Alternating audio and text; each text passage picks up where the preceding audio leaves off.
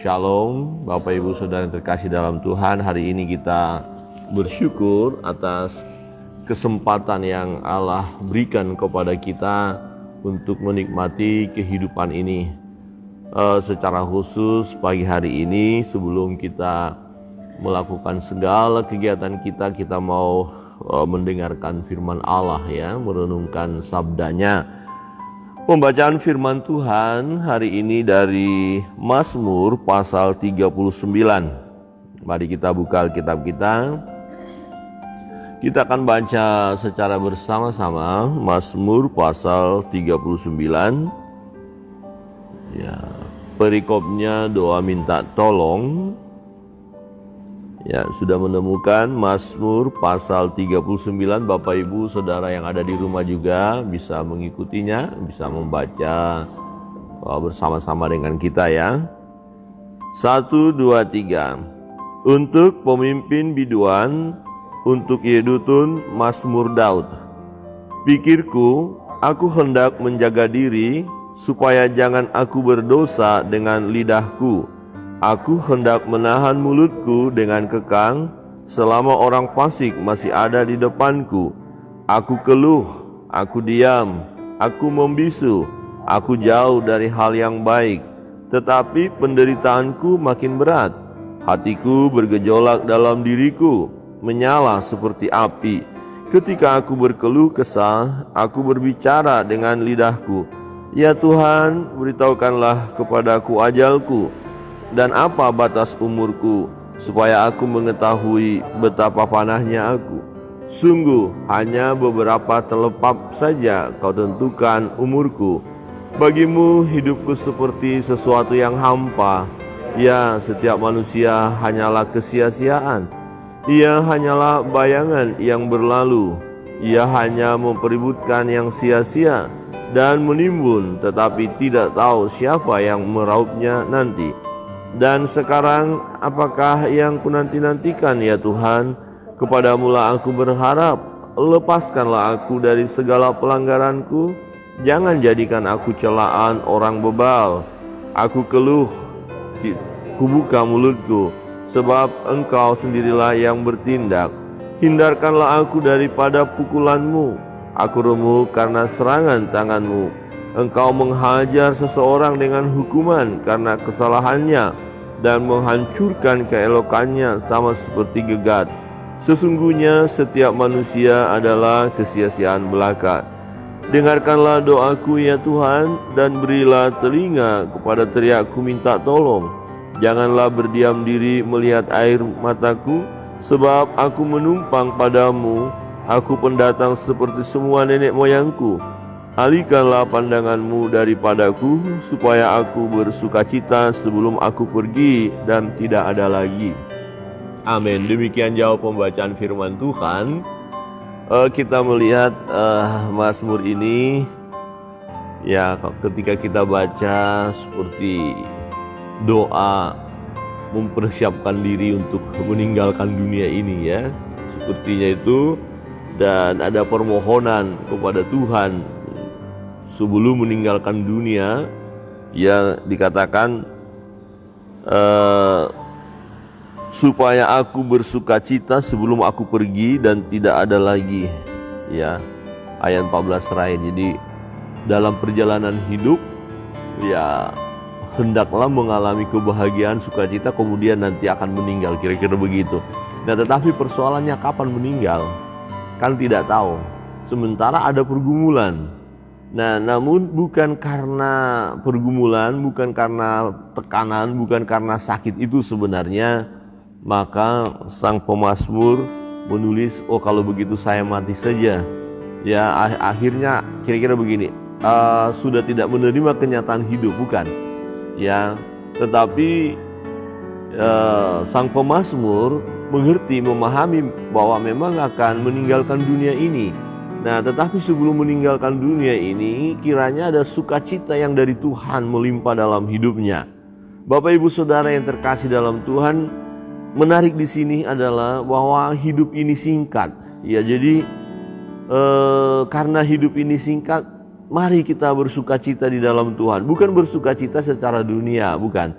tetapi menikmati hidup yang ada. Bukan berarti nggak ada persoalan, nggak ada pergumulan. Nah, untuk itulah Daud berkata begini di ayat 2, 3, 4 itu ada beban, ada pergumulan yang dialami. Dikatakan aku keluh, aku diam, aku membisu, aku jauh dari hal yang baik, tetapi penderitaanku makin berat. Penderitaanku makin berat, hatiku bergejolak dalam diriku, menyala seperti api ketika aku berkeluh kesah. Aku berbicara dengan lidahku. Jadi ada tekanan yang dialami, ada beban. Nah, seringkali tekanan atau beban yang kita alami memang membuat kita kehilangan damai sejahtera, kehilangan sukacita. Ya, perhatikan Bapak Ibu. Ya, ketika Bapak Ibu punya masalah, punya beban, sakit penyakit, rasanya sukacita itu kok lenyap ya, hilang sukacita. Ya, itu normal, itu wajar secara manusia. Nah, supaya kita akhirnya mengalami sukacita, ya, seperti Daud tadi berkata, dalam ini sebenarnya doa permohonan kepada Tuhan, walaupun ada beban penderitaan, tapi biarlah dia mengalami semua itu tetap bersukacita sebelum pada akhirnya dia akan meninggal. Dia akan pergi dan tidak akan pulang lagi dikatakan. Jadi manusia ini akan cepat berlalu juga. Hanya kita tidak tahu kapan untuk itu. Satu hal rahasia yang ingin diketahui oleh Daud, ya, di dalam dia bergumul, mengakui hidup yang berat ini, ada tantangan ini. Ya, dikatakan begini ayat 5. Ya Tuhan, beritahukanlah kepadaku ajalku dan apa batas umurku, supaya aku mengetahui betapa fananya aku. Sungguh hanya beberapa telempap saja kau tentukan umurku, bagimu hidupku seperti sesuatu yang hampa. Ya, setiap manusia hanyalah kesia-siaan, ia hanyalah bayangan yang berlalu. Ia hanya mempeributkan yang sia-sia dan menimbun, tetapi tidak tahu siapa yang meraupnya nanti. Ya, jadi hidup ini singkat, hidup ini tidak terlalu lama kok. Ya, jika dibandingkan dengan waktu yang Allah berikan kepada dunia ini, ya kita hanya seperberapa sih ada di dalamnya. Jadi karena hidup ini singkat, ya apa yang harus kita lakukan dalam hidup yang singkat itu maksudnya? Oh, ada orang berjuang, ya dikatakan mencari, ya menimbun, ya ini berbicara tentang menimbun harta lah, mempeributkan segala sesuatu. Ya, tetapi setelah ditimbun nanti mati kepada siapa itu? Nggak tahu juga. Jangan sampai nanti ada orang-orang yang menimbun harta, tetapi karena sudah banyak orangnya mati, malah anak cucu berantem, baku tembak gara-gara harta. Itu kan berbahaya. Sangat disayangkan bukan? Ya, jadi hidup ini singkat, ini penting. Mengapa kita penting mengetahui bahwa hidup ini singkat? Ya, supaya kita mengerti ya cara hidup yang benar, yang singkat ini. Ya, jadi cara hidup yang benar, yang singkat ini adalah kita harus terus bersandar kepada Tuhan, itu saja. Ya, berserah kepada Tuhan. Ya, maka dikatakan, dan sekarang apakah yang ku nanti-nantikan ya Tuhan, kepadamulah aku berharap. Ya, perhatikan, kepadamulah aku berharap. Jadi dalam hidup yang singkat, yang penuh dengan tantangan ini, ayo berharap kepada Tuhan. Jangan berharap kepada manusia. Jangan berharap dengan kekuatan yang lain. Jangan andalkan kekuatan-kekuatan lain. Berharap kepada Tuhan, dengan kata lain tetaplah percaya kepada Tuhan. Amin. Percaya kepada Tuhan. Hidup ini singkat, saudara. Oh, ada masalah, betul. Ada tantangan, betul. Ada pergumulan, betul. Ada tekanan, betul. Tapi jangan kita mau fokus kepada masalah itu, sehingga kita terus merenung dan berkata, Tuhan, nasibku begini. Oh, nasibku begini, nasibku begini. Nah, kita nggak melihat kuasa Tuhan yang mampu menolong kita. Itu sangat berbahaya. Ya, maka kita harus berharap kepada Tuhan. Ya Tuhan, aku tahu memang beban berat, pergumulan berat, tetapi memang hidup ini singkat Tuhan. Wah, ini luar biasa. Doa daripada Daud luar biasa ya. Di ayat 13, dengarkanlah doaku ya Tuhan, dan berilah telinga kepada teriakku minta tolong. Ya, jangan berdiam diri melihat air mataku, sebab aku menumpang padamu, aku pendatang seperti semua nenek moyangku. Alihkanlah pandanganmu daripadaku. Pandanglah aku Tuhan, lihatlah aku, lihatlah sengsaraku, lihatlah air mataku, lihatlah penderitaanku Tuhan. Ya, dan buat aku bersuka cita. Ya, jadi kalau Tuhan mengalihkan pandangannya kepada kita, Tuhan menghadapkan wajahnya kepada kita, berarti Tuhan menolong kita, Tuhan memberkati kita, Tuhan menghibur kita, sehingga kita akhirnya bersuka cita. Ya, maka dikatakan, alihkan pandanganmu daripadaku supaya aku bersuka cita sebelum aku pergi dan tidak ada lagi.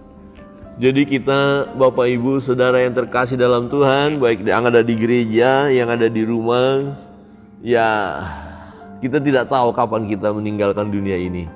Tetapi itu satu rahasia, dan kebenaran firman Tuhan berkata hidup ini singkat. Ya, hidup ini singkat, dan sebelum kita pergi, ya seperti nenek moyang kita yang hanya menumpang saja kemudian meninggalkan dunia, kita pun menumpang saja, ya, dan kemudian akan pergi dan tidak kembali lagi. Maka mari kita isi hidup ini dengan penuh sukacita karena ada pengharapan di dalam Yesus Kristus Tuhan kita. Amin. Ada pengharapan, ya, sebab jika kita sudah putus pengharapan, ini yang sangat berbahaya. Jadi tidak ada lagi kehidupan, tidak ada lagi kemampuan untuk menghadapi tantangan. Dan pada akhirnya orang yang tidak memiliki pengharapan dalam hidupnya, ya orang ini secara perlahan-lahan ya akan mati. Ya bisa juga sih dengan cara cepat akan mati karena dia akan langsung bunuh diri. Saudara yang terkasih dalam Tuhan, ada masalah yang kita hadapi, ada sakit penyakit, ada tekanan, ada pergumulan. Nah, itulah kehidupan dan itu sesuatu yang wajar. Dan ketika kita datang kepada Tuhan, okelah, katakan dalam bentuk mengeluh tetapi dalam doa. Keluhan artinya begini, kita ngomong sama Tuhan, Tuhan aku ada masalah Tuhan. Ini bebanku berat sekali Tuhan, ini penyakitku luar biasa Tuhan. Ya alihkan pandanganmu kepadaku. Ya jadi sebelum aku mati Tuhan, buat hatiku bergembira. Ya bukan harus sembuh, bukan harus terjadi mujizat, enggak. Sebenarnya mujizat itu yang terutama adalah ada kegembiraan, ada sukacita di dalam hati kita, itu yang terpenting. Salah orang kalau mujizat adalah harus sembuh, enggak. Ya mujizatnya harus ada berkat yang berlimpah, enggak.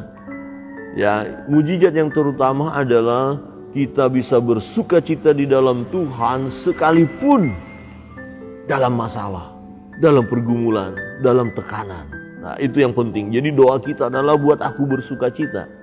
Penyakit bisa akhirnya membuat kita meninggalkan dunia ini. Tetapi waktu kita menahan rasa sakit, hati kita ada rasa sukacita. Karena apa? Karena Tuhan bersama dengan kita. Ada ketenangan di dalam hidup kita. Ada ketenangan di dalam jiwa kita yang Tuhan berikan. Bapak Ibu Saudara yang terkasih dalam Tuhan, mari dalam hidup kita hari lepas hari, betul ada pergumulan, betul ada tantangan, dan kebenaran firman Tuhan menunjukkan kepada kita bahwa hidup ini singkat, hidup ini sementara, ya hanya tidak jauh dari sejengkal tangan katanya itu ya, setelepap itu ya. Jadi ya tidak jauh, tidak melebihi dari panjangnya tangan kita. Itu adalah semacam peribahasa yang mempunyai pengertian ini tidak seberapa. Nggak ada di antara kita yang bisa berkata, oh saya mau hidup 1000 tahun. Wah nggak bisa. Ya paling kuat 70. Ya lebihnya bonus dan itu pun sudah menjadi penderitaan. Ya akhir-akhir ini kita melihat usia manusia tidak sampai 70. Ya masih muda-muda juga sudah banyak yang meninggal. Ya. Dan ini menolong kita untuk mengerti bagaimana cara kita hidup. Karena hidup ini singkat, tolonglah jangan kita sia-siakan hidup ini. Jangan kita malah meladeni dunia.